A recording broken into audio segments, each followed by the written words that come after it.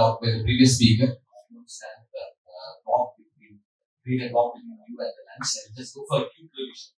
So, beyond statins in high-risk patients with dyslipidemia.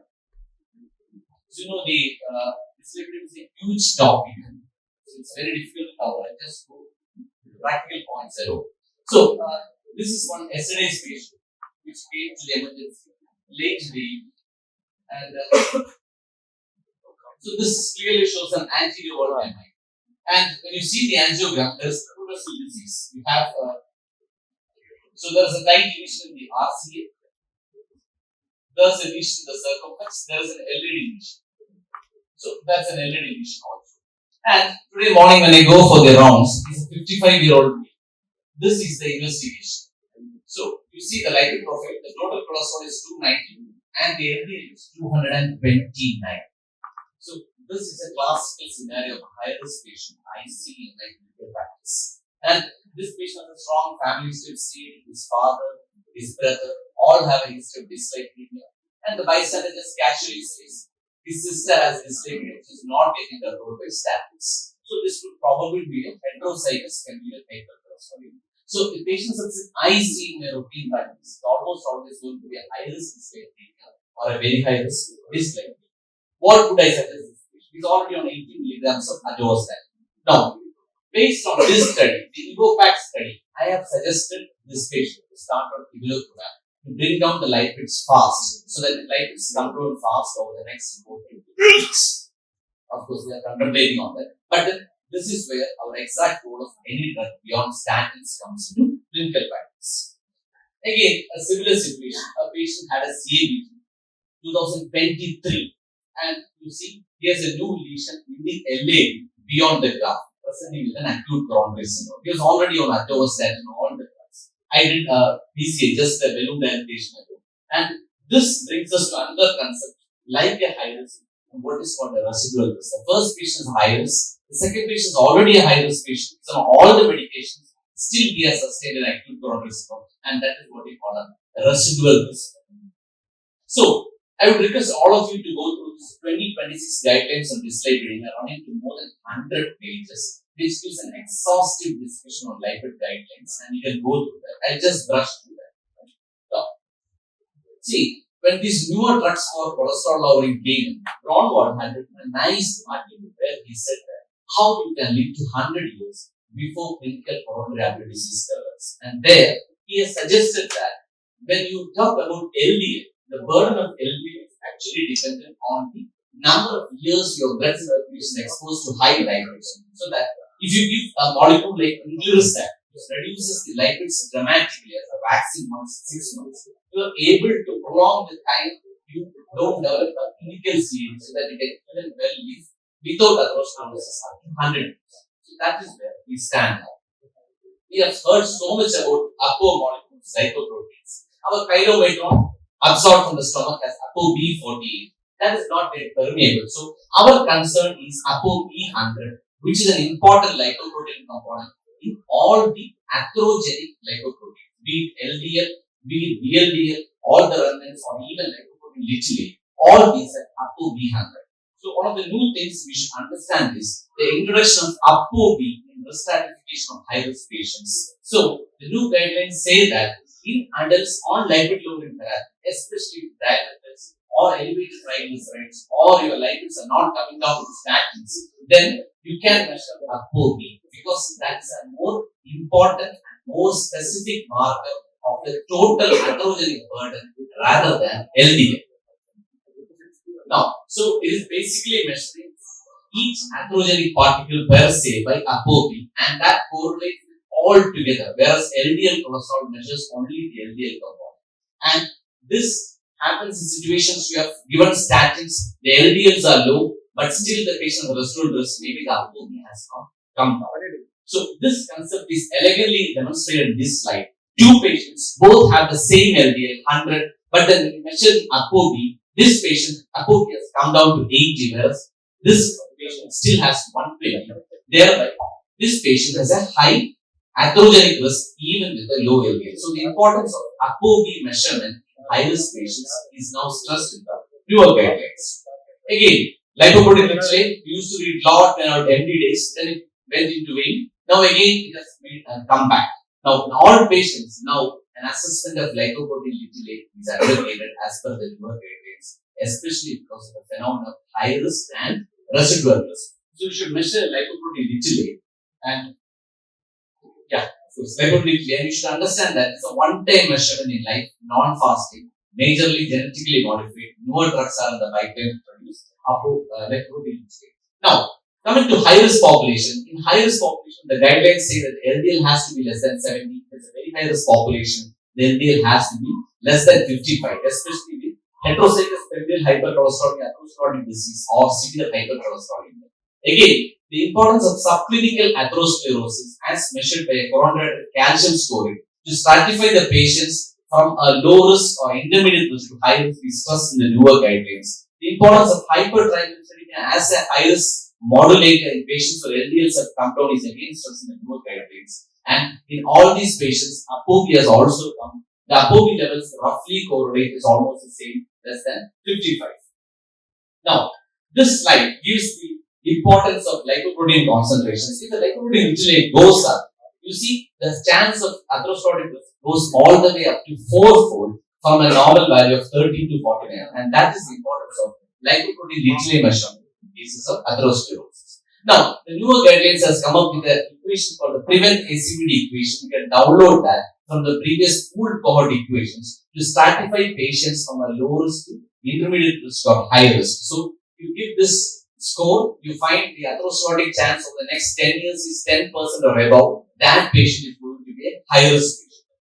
Now, and again, they have also given a 30-year risk assessment also. Again, now, these guidelines have explicitly recognized that the most important serious adverse effect of concern for statins is induction of new diabetes mellitus in patients who have already a pre-existing impaired glucose metabolism. And they have found that to have the benefit of statins in these sort of patients, you should find out what is the number needed to treat and what's the risk. And if the atherosclerotic risk is more than 10%, then the benefit of statins outweigh the induction of diabetes in these sort of patients. Now, this is also one thing these guidelines are recognized. There is something called a risk enhancer. You have somebody with a low risk coronary disease. You want to find out what is high risk. Prevention of atherosclerotic disease in a first degree related risk enhancer. Again, South Asians, we are prone for coronary disease. We should understand that. Chronic inflammatory conditions, lipoprotein literally, high sensitivity are measured on more than one occasion, triglycerides high, the cardiovascular kidney metabolic syndrome, the CKM syndrome, LDL persistently elevated on statin therapy, and again, the guidelines say that reproductive risk markers are also risk enhancers. Somebody has gestational diabetes, premature menopause, PIH, all these patients have a high risk of future cardiovascular events. Again, the guidelines say somebody you find that LDL is say 140, 160, you say, hey, low risk, no need for statin. You should again risk stratify these patients based on subclinical atherosclerosis. We use the coronary artery calcium scoring. The calcium scoring is moderate, severe, or extensive. These patients should be directed to statin therapy. Again, somebody with a low risk with a calcium score, say 300 on a plain CT, is naturally going higher up in the category of risk and you should intensify the statin therapy.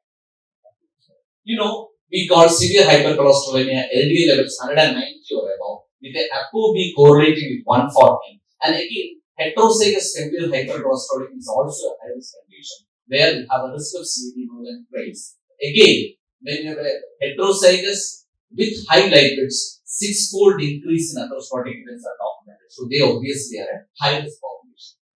So severe hypercholesterolemia, you have to rule out other secondary conditions. You have to screen the family members and based on whether the patient has atherosclerotic disease or not, the treatment varies. And you can add ezetimibe, PCSK9, bempedoic acid with a goal of LDL of 55 or less. Again, the point you should understand is the conventional teaching is anybody with diabetes is high risk, not always. Diabetes, generally, a new onset diabetes, young diabetes, it generally is a moderate risk, whereas a diabetes with a high, long duration of diabetes, renal involvement, retinopathy, neuropathy, or peripheral occlusive disease, they fall in the high risk category.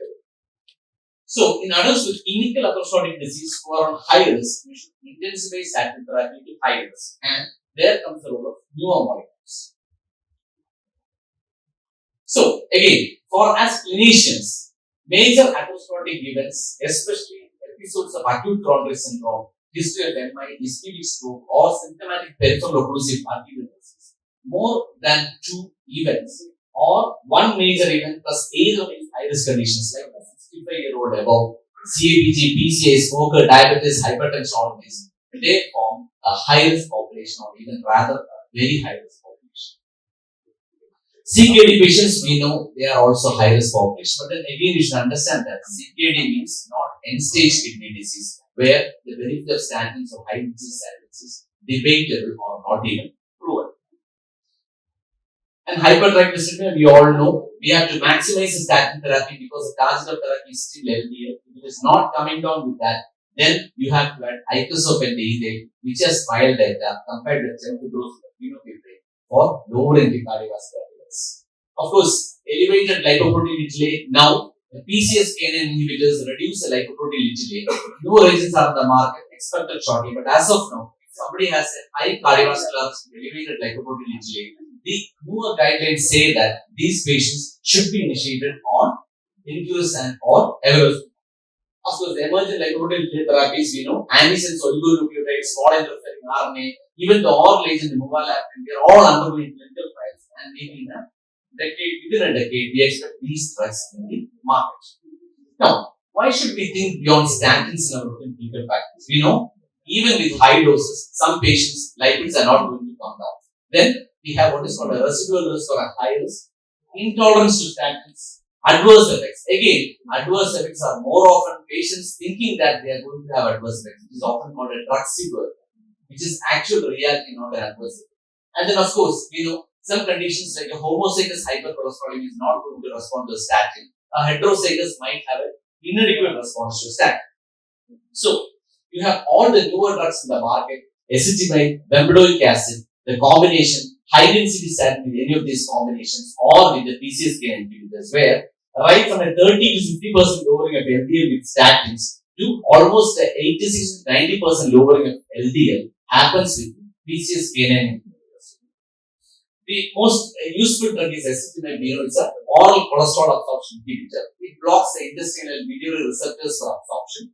Orally 10 milligram once. Generally around 50 to 20% reduction in LDL happens either in isolation statin intolerant patients or add-on to statins. Again, these drugs can also raise the LFT. So you have to monitor the LFT.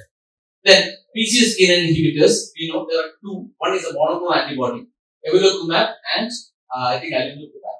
It binds to PCSK9 and reduces the LDL receptor degradation. It's subcutaneously given once in 2 to 4 weeks. Secondary prevention, we have data with statins, and there is almost a 50 to 60% reduction with evolocumab in trials. Then we know about bempedoic acid, that is an ATP centralized inhibitor. If you take the cholesterol pathway, that is higher up the HMG CoA system. So it is 180 milligram orally daily, and it's a pro-drug, which is converted to an active molecule. It's useful in primary prevention as well as secondary prevention. One caution is that this might increase the uric acid levels and might precipitate hyperuricemia in gout in prone patients. Again, you have to monitor the renal function in these sort of patients because worsening renal function is documented, which is usually reversible. Then muscle symptoms and tendon ruptures are also documented bempedoic acid, so you should monitor these patients. Again, they also reduce lipids to around 18 to 20%. Now, Inclisiran is a PCSK9 inhibitor, which is not a monoclonal antibody, but it's a small interfering RNA. It is given subcutaneous once in 3 to 6 months with more than 50% reduction in LDL. And we have slight dearth of secondary outcome data compared to the evolocumab, so more data is actually expected. So if you take the lipid-lowering therapy, we find that when you have all the drugs together, we are virtually able to knock out the LDL. And we have seen patients on Inclisiran having a single-digit values of LDL like 5, 7 and all that. I think others will also have same experience.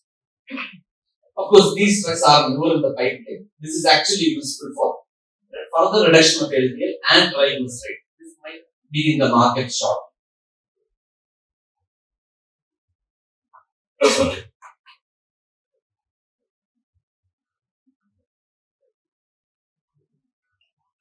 Yeah, I think that's the last slide. Thank you.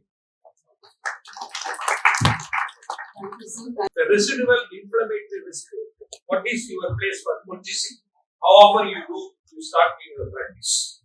Actually, the newer guidelines recommend molecular CRP increases for the respiratory risk assessment can enhance. You have somebody with coronary disease with atherosclerotic illness. You control the lipids with statins. Still, the patient has illness. You are supposed to monitor CRP at least 2 values, which is CRP. If that is elevated, that suggests there is a respiratory risk and there is small outcome data with cortisols. Even the newer guidelines say cortisols, but not conclusively.